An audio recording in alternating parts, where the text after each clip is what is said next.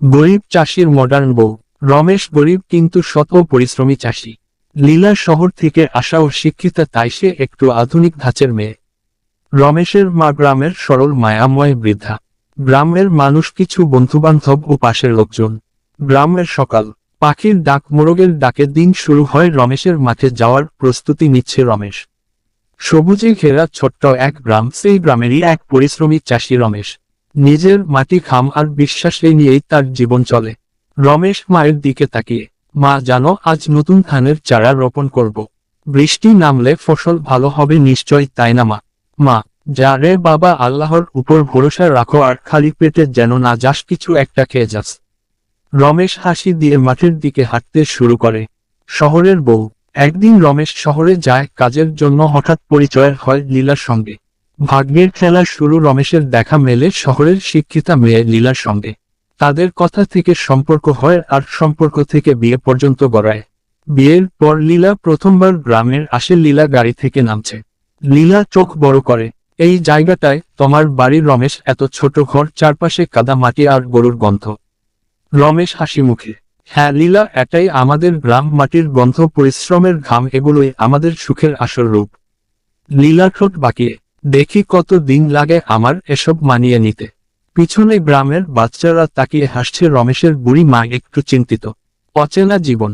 লীলা ঘরে বসে phone scroll করছে, রমেশ মাঠে কাজ করছে। লীলা শহরের মেয়ে, তাই তার গরম তুলা, গরু, ছাগল কিছুই তার সহ্য হচ্ছিল না।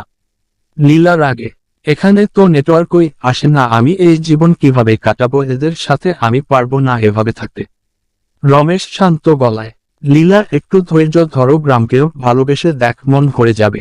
লীলা, না, আমি কাদায় পা দিতে পারবো না, মাঠে যাব না, আমি শহরের মেয়ে, এসব আমাকে দিয়ে হবে না। রমেশ নীরব হয়ে হাঁটতে হাঁটতে মাঠে চলে যায়। বিপদের দিন। হঠাৎ আকাশ কালো হয়ে যায়, বৃষ্টি নামছে। রমেশ মাঠের ফসল বাঁচাতে দৌড়ে ছুটছে মাঠের দিকে। আকস্মাৎ এক বিকেলে ঝড় বৃষ্টি নামলো। রমেশ নিজের ফসল বাঁচাতে প্রাণপণ লড়ে যাচ্ছে। রমেশ পড়ে যায়, কাদা লেগে গেছে গায়ে। মা দৌড়ে আসে। মা, ওরে বাবা, এ কি অবস্থা তোমার? রমেশ লীলা দরজার আড়াল থেকে দেখে লীলার চোখে জল চলে আসে।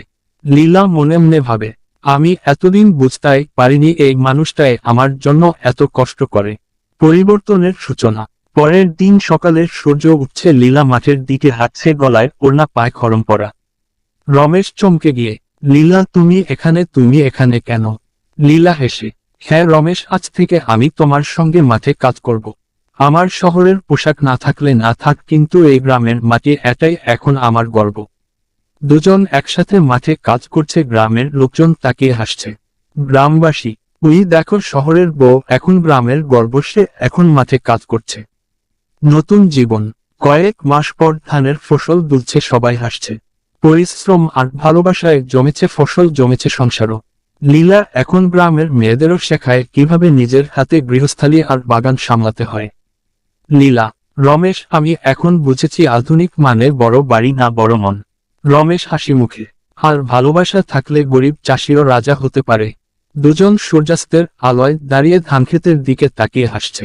গ্রামবাসীরা, এটাই গরিব চাষির মডার্ন বউ, যার আধুনিকতা, ভালোবাসার, পরিশ্রমে আর সত্যিকার মানবিকতায় ঘুরে দাঁড়িয়েছে গ্রাম।